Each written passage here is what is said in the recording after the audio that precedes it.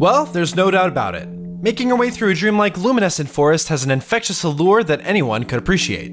I mean, holy heck and a half, this forest is pretty. But the real question is, does this atmospheric adventure provide a complete experience, or is its beauty only skin deep? Welcome to Indie Bash.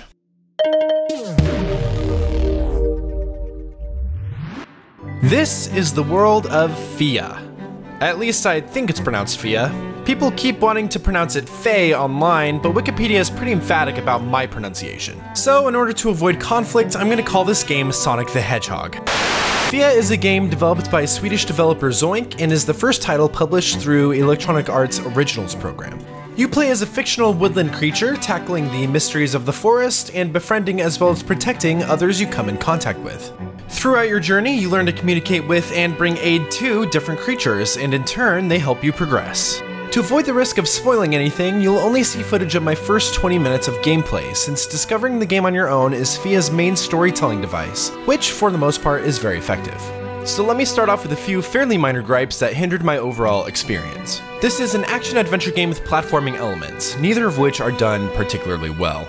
The gameplay is not the driving force of the game, so if you're looking for a seamless blend of art, platforming, and progression, you're not going to find it here. I never quite got a natural sense of my surroundings, and there were a few times where I stopped enjoying the journey and just wanted to reach the next destination as quickly as possible. Platforming feels a bit sloppy, but is mostly enjoyable.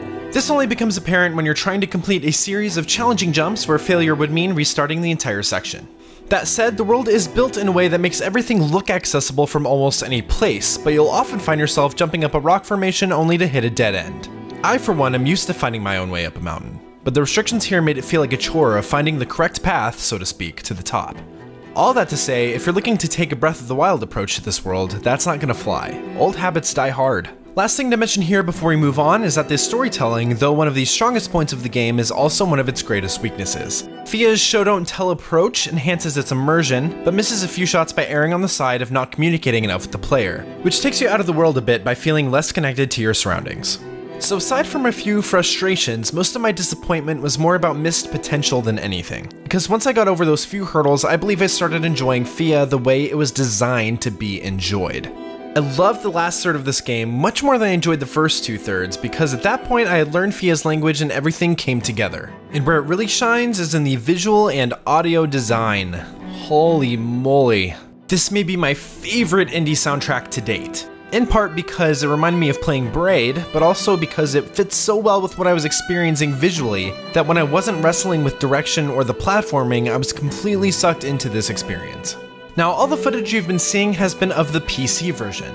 I got this originally for the Switch, but I got such a headache from the choppy gameplay that I had to snag it on PC, which is a darn shame because I fully believe that the Switch has the potential to be the greatest way to play indie games on the market. So I do not suggest grabbing the Switch version of Fia in its current state. But for everything else, is this game worth the $20 that it's being sold for? Yes, it is. Are there better games out there that you could get for that price? Well, yeah. But if you catch this on sale or you want to enjoy a neat little story presented in a beautiful, beautiful package, then Fia may be your next purchase. So, what's the most beautiful indie game that you've ever played? Let me know in the comments below. Mine might actually still be Yooka-Laylee, believe it or not. But that's gonna be it for this video. I love each and every one of you immensely, and I hope that you'll join me next time on Indie Bash.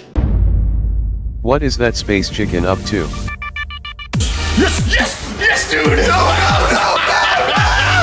Oh my goodness! I so had it coming.